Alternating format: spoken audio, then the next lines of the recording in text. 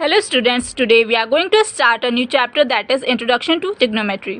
अब जैसे मैथमेटिक्स हम पढ़ते हैं तो उसमें उसकी कई पार्ट्स में पढ़ते हैं, जैसे कि हमने अर्थमेटिक पढ़ते हैं, ज्योमेट्री पढ़ते हैं, अलजेब्रा पढ़ते हैं। उसी तरीके से मैथमेटिक्स का एक और पार्ट है जो कि क्या है, ट्रिग्नोमेट्री। अब ट्रिग्नोमेट्री का अगर हम ये वर्ड देखें ट्रिग्नोमेट्री, तो इसमें क्या क्या है, ट्राई का मतलब क्या है, 3, गॉन का मतलब क्या है, sides,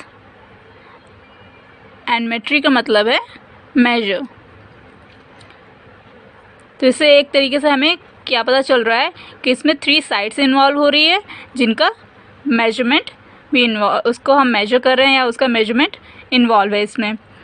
so trigonometry is the study of relationship between the sides and angles of a triangle.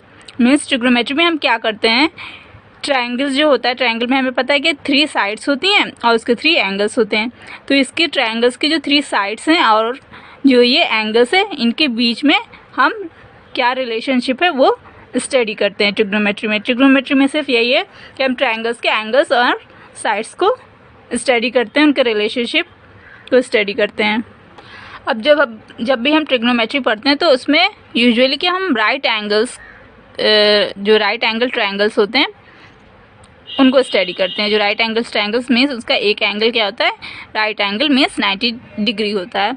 तो राइट एंगल ट्रायंगल्स जो होते हैं उनको हम स्टडी करते हैं ट्रिग्नोमेट्री में। राइट एंगल ट्रायंगल्स हम लोअर क्लासेस में भी पढ़ चुके हैं। इसमें हमें पता है कि एक क्या क्या होते हैं, हाइपोटेन्यूज होता है, परपेंडिकुलर होता है एंड बेस होता है। कि जब हम राइट एंगल ट्रायंगल की बात करते हैं तो उसमें ये 3 जो उसकी साइड्स होती हैं उसको नेम्स गिवन होते हैं। एक हाइपोटेन्यूज बोलते हैं, एक को परपेंडिकुलर एंड बेस बोलते हैं। अब हाइपोटेन्यूज क्या होता है, ये हम H से, P से एंड B से डिनोट करते हैं। हाइपोटेन्यूज क्या होता है, जो लॉन्गेस्ट साइड होती है इस ट्रायंगल की, ये जैसे ये ट्रायंगल बना हुआ है ABC, ये 90 डिग्री है, ठीक है, एंगल क्या है 90 डिग्री, और जो ये जो लॉन्गेस्ट साइड है उसको हम क्या बोलेंगे, हाइपोटेन्यूज। देन परपेंडिकुलर क्या होता है कि हम जिस भी एंगल को देख के, इसमें से ये तो 90 डिग्री हो गया, बाकी ये 2 एक्यूट एंगल्स हैं। अब हम जब भी इस ट्रायंगल को देख रहे हैं तो हम किस एंगल को कंसिडर कर रहे हैं, ठीक है। जैसे अगर हम यहाँ पे एक एंगल को कंसिडर कर रहे हैं और इसके रिस्पेक्ट में हम अगर देख रहे हैं तो इसके जस्ट ऑपोजिट साइड जो है, इसके बिल्कुल जस्ट ऑपोजिट वाली साइड जो होगी, इसके सामने जो साइड होगी उसको हम क्या बोलेंगे, परपेंडिकुलर। मीन्स जिस एंगल को देख रहे हैं उसके सामने वाली जो साइड होगी वो परपेंडिकुलर होगी। अगर हम एंगल सी देखते, ठीक है, अगर हम एंगल सी देखते तो एंगल सी के रिस्पेक्ट में जो सब इसके ऑपोजिट साइड है वो कौन सी है, ये वाली। तो सी के रिस्पेक्ट में ये परपेंडिकुलर है और ए के रिस्पेक्ट में ये परपेंडिकुलर है। तो ए के रिस्पेक्ट में क्या है, BC परपेंडिकुलर है एंड C के रिस्पेक्ट में AB is the perpendicular. So perpendicular वो है कि जिस भी एंगल को हम कंसिडर कर रहे हैं उसके जो ऑपोजिट साइड होगी वो उस एंगल के लिए उसका परपेंडिकुलर हो जाएगी। देन बेस की जो बात कर रहे हैं, अगर जो भी एंगल हम कंसिडर कर रहे हैं उसके जो एडजेसेंट साइड होगी, मीन्स एक तो ये हाइपोटेन्यूज होगी लॉन्गेस्ट वाली, उसके बाद जो नेक्स्ट साइड होगी जो इसके एडजेसेंट मीन्स इसके जस्ट इस पे एंगल बना हुआ है, ठीक है, तो वो क्या हो जाएगी, बेस। तो अब एंगल ए देख रहे हैं तो एंगल ए के लिए AB बेस है और एंगल C अगर देखेंगे तो इसके लिए BC बेस हो जाएगा। तो जब भी हम ट्रायंगल्स को स्टडी करेंगे और उनके रेशियोज़ या परपेंडिकुलर बेस क्या हैं वो हम अगर जब फाइंड आउट करेंगे तो सबसे पहले हमें ये देखना पड़ेगा कि हम एंगल कौन सा कंसिडर कर रहे हैं। जो एंगल कंसिडर कर रहे हैं उसके अकॉर्डिंग हाइपोटेन्यूज तो सेम रहेगा, हर कंडीशन में हाइपोटेन्यूज सेम रहेगा क्योंकि that is the longest side, ठीक है, लॉन्गेस्ट साइड है हाइपोटेन्यूज, तो वो तो कन्फर्म है। बाकी परपेंडिकुलर एंड बेस में चेंज हो सकता है according to the angle that we are considering. जो सा एंगल हम कंसिडर कर रहे हैं उसके according perpendicular and base change हो जाएंगे। तो हमें देखना है कि हम कौन सा एंगल देख रहे हैं, कौन सा एंगल लेके चल रहे हैं, उसके सामने वाली साइड क्या हो जाएगी, परपेंडिकुलर हो जाएगी एंड नेक्स्ट जो दूसरी साइड है वो बेस हो जाएगी। तो ये हमें ध्यान रखना है कि हम एंगल कौन सा ले रहे हैं और उसके हिसाब से देख के उसको कंसिडर करना है, बेस एंड परपेंडिकुलर।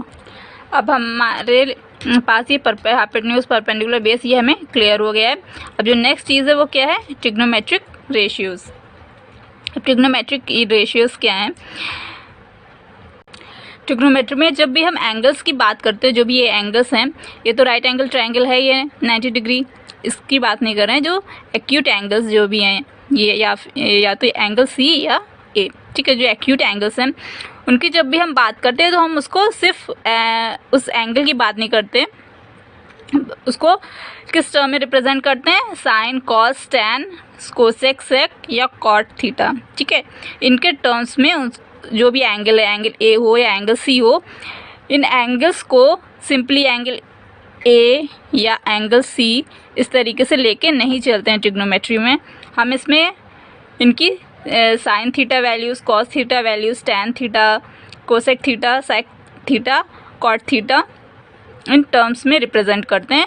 मीन्स उसके जो भी साइड्स हैं ट्रायंगल, ये एंगल्स जो हैं इनको क्या करते हैं, उनकी साइड्स के जो भी ये जो 3 साइड्स हैं, hypotenuse, perpendicular and the base, इनके टर्म्स में रिप्रेजेंट करते हैं। मीन्स इनके रेशियो के टर्म्स में रिप्रेजेंट करते हैं।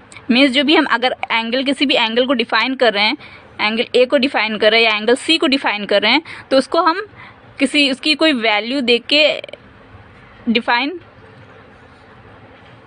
नहीं करते, जैसे कि नॉर्मली जैसे ज्योमेट्री में हम लिखते हैं वैसे नहीं करते हैं यहाँ ट्रिग्नोमेट्री में, क्योंकि हमने अभी पढ़ा है कि it is the relationship of the sides of the triangles, between the sides of the triangles and the angles of a triangle। Means जो ट्रायंगल की जो साइड्स हैं एंड एंगल्स हैं उनके बीच में एक रिलेशनशिप को स्टडी करते हैं ट्रिग्नोमेट्री में। तो वो रिलेशनशिप क्या है? उसके जो साइड्स के रेशियोज़ के फॉर्म में एंगल को रिप्रेजेंट करते हैं। रेशियोज़ के फॉर्म में जो साइड्स का रेशियो है उसके फॉर्म में हम एंगल्स को रिप्रेजेंट करते हैं in the form of sine theta, cos theta and so on. अब क्या होता है साइन थीटा, यहाँ थीटा से मतलब है जो भी एंगल हम कंसीडर कर रहे हैं, कोई भी एंगल हो सकता है, या तो एंगल ए या एंगल बी। यहाँ पे एंगल ए भी लिख सकते हैं, सिर्फ ये एक वेरिएबल है एंगल को शो करने के लिए, ठीक है। तो ये साइन थीटा क्या हो जाएगा? पी अपॉन एच होता है, परपेंडिकुलर अपॉन हाइपोटेन्यूज होता है। Cos theta is base upon hypotenuse, tan theta is perpendicular upon base. इसी तरीके से कोसेक थीटा क्या होता है? इस साइन थीटा का रेसिप्रोकल होता है, ठीक है। साइन थीटा का रेसिप्रोकल कोसेक थीटा है, कॉस थीटा का reciprocal sec theta and tan theta का रेसिप्रोकल कॉट थीटा। तो ये रेसिप्रोकल हो गया ना, ये एच क्या था डिनोमिनेटर में था, ये यहाँ पे क्या आ गया न्यूमरेटर में आ गया, मीन्स इसी का रेसिप्रोकल हो गया है। यहाँ पे भी आप देख सकते हैं रेसिप्रोकल हुआ, यहाँ पे भी रेसिप्रोकल है। तो ये क्या आपस में एक दूसरे के रेसिप्रोकल्स होते हैं। तो basically these are the basics of the trigonometry, that is the trigonometric ratios, and these are the important formulas you can say that you have to remember, क्योंकि इसके बिना तो ट्रिग्नोमेट्री फिर चलेगी नहीं। ट्रिग्नोमेट्री में आप कोई भी क्वेश्चन इसके बिना सॉल्व कर ही नहीं सकते हैं। these are the most important and the basic part of the trigonometry, ठीक है। तो अब ये क्या है, ये आपको याद रखना है साइन थीटा, कॉस थीटा कि ये जो परपेंडिकुलर अपॉन बेस होता है या बेस अपॉन हाइपोटेन्यूज, तो इसको आप इस तरीके से याद भी कर सकते हैं। एक छोटी सी ट्रिक है, P B P H H B, ठीक है। इस तरीके से P B P H H B, इस तरीके से आप याद कर सकते हैं। ये साइन है, ये कॉस है और ये टैन है, और यहाँ पे आप कोसेक लिख सकते हैं। इसी का रेसिप्रोकल है तो नीचे से देखेंगे, साइन को देख रहे हैं तो ऊपर से नीचे अप टू डाउन देखेंगे, और इसी के रेसिप्रोकल्स देख रहे हैं तो नीचे से ऊपर देखेंगे। तो इस तरीके से आप बना के इसको याद रख सकते हैं। Cosec theta, sec theta, cot theta are the reciprocal of sine theta, cos theta and tan theta respectively. ये क्या है? ये sine theta, cos theta and tan theta के रेसिप्रोकल्स हैं, या कह सकते हैं दोनों आपस में क्या है, ये सब एक दूसरे के रेसिप्रोकल्स हैं। अब एक और चीज़ हम देख सकते हैं कि अगर sine theta upon cos theta लिखें, ठीक है, इस तरीके से फ्रैक्शनल फॉर्म में लिखें, या इन दोनों को हम कह सकते हैं कि अगर हम डिवाइड करें, sine theta upon cos theta कर दें, और कि यहाँ पे क्या है वैल्यूज़ इसकी पुट कर दें, ठीक है। पी अपॉन एच, यहाँ पे क्या इसकी वैल्यू है, बी अपॉन एच, ठीक है। वैल्यूज पुट की उसको जब हमने सॉल्व किया तो एच एच कैंसिल आउट हो गया और हमें यहाँ पे क्या मिला, p upon b. P upon b किसकी वैल्यू है, tan थीटा की, तो ये किसके इक्वल हो गया, tan थीटा। तो we can say sin theta upon cos theta is equals to tan theta. So हमें यहाँ पे एक कह सकते हैं एक फॉर्मूला मिल गया जो कि क्या हुआ है, sin theta upon cos theta equals to tan theta, या हम ये कह सकते हैं कि tan theta is equals to sin theta upon cos theta. ठीक है, ये है, this is also important, you have to remember. जैसे ये फॉर्मूला है उसी तरीके से ये भी एक फॉर्मूला है, ये क्वेश्चन को सॉल्व करने में आपको हेल्प करेगा, यूज़ होगा। उसी तरीके से हम क्या कह सकते हैं, इसी का अगर हम रेसिप्रोकल कर दें, cos थीटा को ऊपर कर दें, sin थीटा को नीचे कर दें, तो हमें क्या मिलेगा, cot थीटा। ठीक है, इसको इसी तरीके से सॉल्व करने पे क्या मिलेगा, cot थीटा।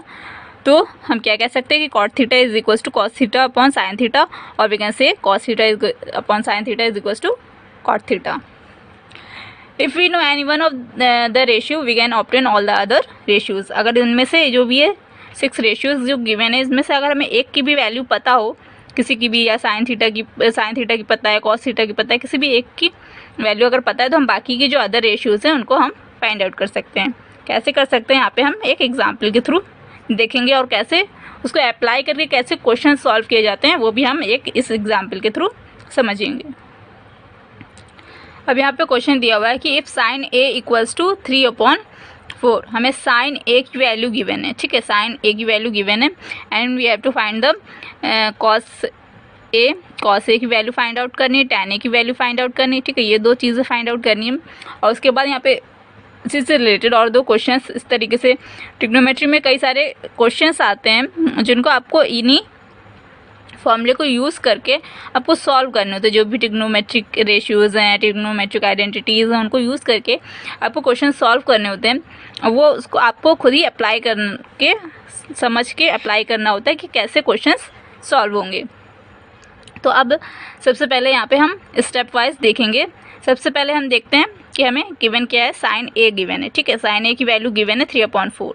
ठीक है, since we know sin a equals to 3/4, तो अब हमें sin a क्या होता है, हमें पता है, it is perpendicular upon hypotenuse, p upon h होता है। तो p अपॉन h हम इसको लिख सकते हैं कि p upon h is equals to 3/4, क्योंकि sin a p upon h होता है, तो p अपॉन h क्या हो गया, 3/4। ठीक है, इसी तो पहले हम यहाँ पे एक ट्रायंगल बना लेते हैं, राइट एंगल ट्रायंगल। ठीक है, हमने यहाँ पे ट्रायंगल बनाया, दिस इज़ ए, इसको हमने बी सपोज किया, एंड दिस इज सी, एंड यहाँ पे राइट एंगल ट्रायंगल है। ठीक है, अब साइन ए की बात कर रहे हैं तो हम ये वाला एंगल कंसिडर करें, इस एंगल को देख के हम वैल्यूज डिसाइड करेंगे। ठीक है, तो ये वाला साइन एंगल देख रहे हैं, ए एंगल। ठीक है, अब साइन ए बोला गया परपेंडिकुलर अपॉन हाइपोटेन्यूज, तो ए के रिस्पेक्ट में अगर देखेंगे तो परपेंडिकुलर क्या है, ये वाली। ठीक है, ये परपेंडिकुलर है, दैट इज़ ये साइड क्या हो गई 3, क्योंकि p की जगह पे क्या है 3 है, तो p की वैल्यू हम यहाँ पे 3 रख देंगे, और यहाँ पे h की जगह पे क्या है 4, सो हम यहाँ पे h की जगह पे 4। ठीक है, तो p क्या है 3 एंड h क्या है 4। ठीक है, अब हमें बाकी की वैल्यूज फाइंड आउट करने के लिए हमें b भी पता होना चाहिए, परपेंडिकुलर पता है, हाइपोटेन्यूज पता है, तो बेस भी पता होना चाहिए। उसको हम कैसे फाइंड आउट करेंगे, जो हमें बेस निकालना है वो हम निकालेंगे पाइथागोरस थ्योरम से, जो आप जूनियर क्लासेस में, लोअर क्लासेस में पढ़ चुके हैं। पाइथागोरस थ्योरम क्या होता है, appendix square is equals to perpendicular square plus base square. ठीक है, ये पाइथागोरस थ्योरम है। अब यहाँ पे क्या h स्क्वायर मीन्स हाइपोटेन्यूज का जो स्क्वायर है। ठीक है, इसकी जगह हमने 4 रखा और इसका स्क्वायर कर दिया, परपेंडिकुलर का स्क्वायर किया, 3 का स्क्वायर, b की वैल्यू नहीं पता तो b स्क्वायर हो गया। इसी तरीके से अब इसको हमने सॉल्व किया, या 3 स्क्वायर क्या हो गया, इस साइड चला गया, तो क्या हो जाएगा 4 स्क्वायर माइनस 3 स्क्वायर। ठीक है, इसको जब हमने सॉल्व किया, 4 का स्क्वायर 16 एंड 3 का स्क्वायर 9, हमें यहाँ वैल्यू मिल गई 7। ठीक है, b स्क्वायर अगर 7 है तो b क्या हो जाएगा √7, तो हमें यहाँ से b की वैल्यू मिल गई √7। अब हमें तीनों चीज़ पता है, हमारा परपेंडिकुलर 3 है, हाइपोटेन्यूज क्या है 4 है, एंड बेस क्या है √7 है। अब हमें क्योंकि यहाँ पे क्या वैल्यूज़ निकालनी थी, कॉस ए की वैल्यू निकालनी थी। कॉस ए हमें पता है b अपॉन h होता है। ठीक है, तो बेस की वैल्यू हमें क्या पता है √7, तो यहाँ पे क्या हो जाएगा √7 बेस सॉरी हाइपोटेन्यूज क्या है 4 है, तो कॉस ए की वैल्यू क्या आ गई √7/4। ठीक है, इसी तरीके से tan ए की वैल्यू अगर हमें निकालनी होगी तो P/B, P की वैल्यू रखी और नीचे बेस की वैल्यू रखी और हमें tan थीटा मिल गया। इसी तरीके से बाकी के अदर जो रेशियोज़ हैं उनको भी फाइंड आउट करना होगा। तो हमें ये तीनों वैल्यूज़ जब हमें पता है तो हम इनकी वैल्यूज़ उसी तरीके से रेशियो के फॉर्म में पुट करके tan theta, cos theta, sec theta, cosec theta, cot theta सब फाइंड आउट कर सकते हैं। इसी तरीके से अब यहाँ पे क्या है, हम यहाँ पे क्वेश्चन सॉल्व कर रहे थे। ये सेकंड क्वेश्चन, यहाँ पे cot c की वैल्यू दी हुई है। ठीक है, cot c की बात की है, तो हमें यहाँ पे क्या करना है, जब c बोला गया यहाँ पे दिया हुआ, तो हमें इसकी वैल्यू निकालने के लिए हमें c एंगल को कंसिडर करना पड़ेगा, मीन्स ये वाला एंगल कंसिडर करना पड़ेगा। अब जब हम एंगल c कंसिडर करेंगे तो इसके सामने वाली जो साइड है ये हो जाएगी परपेंडिकुलर। तो इस केस में ये साइड परपेंडिकुलर है और ये साइड बेस हो जाएगी in the case of angle c। अब हमें ये पता है कि कॉट जो थीटा जो भी होता है वो बेस अपॉन परपेंडिकुलर होता है, तो हमें बेस की वैल्यू चाहिए और परपेंडिकुलर की। तो अब ये जो हो गया है, पहले ये यहाँ पे बेस था और ये परपेंडिकुलर था, बट अब यहाँ पे उल्टा हो गया है। अब ये क्या है, परपेंडिकुलर और ये बेस है, तो ये बेस है तो बेस की जगह पे वैल्यू 3 हो जाएगी और ये परपेंडिकुलर है तो अब इसकी वैल्यू क्योंकि 7 आई थी, अब यहाँ पे ये परपेंडिकुलर, तो यहाँ पे परपेंडिकुलर की जगह पे हम √7 पुट करेंगे, तो कॉट c की वैल्यू क्या हो गई 3/√7। तो इस तरीके से हमने यहाँ पे ये वैल्यू भी निकाल ली क्योंकि हमें इस क्वेश्चन में इसको यूज़ करना है। अभी हमने कॉट c की वैल्यू कैलकुलेट की, तो यही वाला क्वेश्चन पहले सॉल्व कर लेते हैं। tan a minus cot c, तो tan a की वैल्यू 3/√7 थी और कॉट c की वैल्यू भी 3/√7 थी, माइनस किया आ गया 0। ठीक है, सिंपल सा क्वेश्चन था। अब इसी तरीके से हम क्वेश्चन नंबर 1 सॉल्व करते हैं। 1 + sin a 1 - sin a 1 + sin a into 1 - sin a upon 1 + cos a into 1 - cos a।